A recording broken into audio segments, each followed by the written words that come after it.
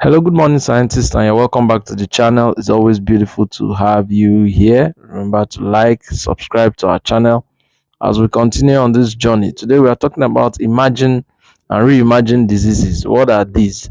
Imagine and reimagined diseases are diseases that are either one just coming newly into the population. So if you say it's an emerging disease, a disease that is coming newly into the population, or it's been around a long time ago and has left and then is finding its way back into the population. So you have things like COVID, you have diseases like COVID, like Zika virus, like Ebola virus. These are diseases that at a time were around and then they left, they were eradicated, and then for some reason or the other, you find them emerging back into the human population. You also have something like smallpox. Now, those are for emerging diseases. Then you have reimagined diseases, which are diseases which have always been around. They go, they come, they go, and they come. And you have things like your typhoid fever, your malaria. So, all together, when you talk about imagine and reimagine diseases, you're talking about diseases that you see them in the human population for a while and then they disappear, they are conquered, they are eradicated, and then after a period of time you begin to see them back in the population, and this causes a lot of problem for public health, for human health, and for many other reasons, and productivity.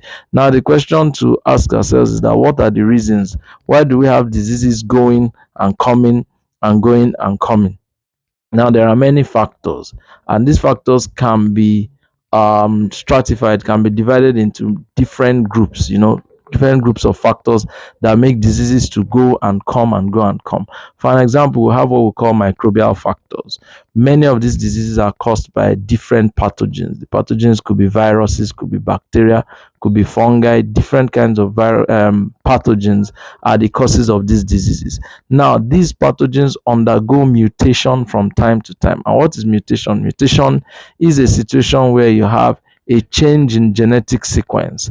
The sequence of the DNA of the organism can change from time to time, and many factors bring about this change. Exposure to different environmental conditions, different things can bring about this change. And what now happens is that when this change occurs, a pathogen that seemed to have been eradicated before, you can find it very active again, and it begins to trouble the human population. So these are microbial factors. Sometimes some of these pathogens develop multi-drug resistance, and so even though you have antibiotics, you have medications, antiviruses, and all of that, antifungal agents that should fight against these pathogens, you find them being ineffective and losing their efficacy against these pathogens, and these pathogens you find them rearing to go and causing a lot of disease. So these are problems that lead to emerging and reimagined disease. You also have issues that are caused by human, what we call human factor.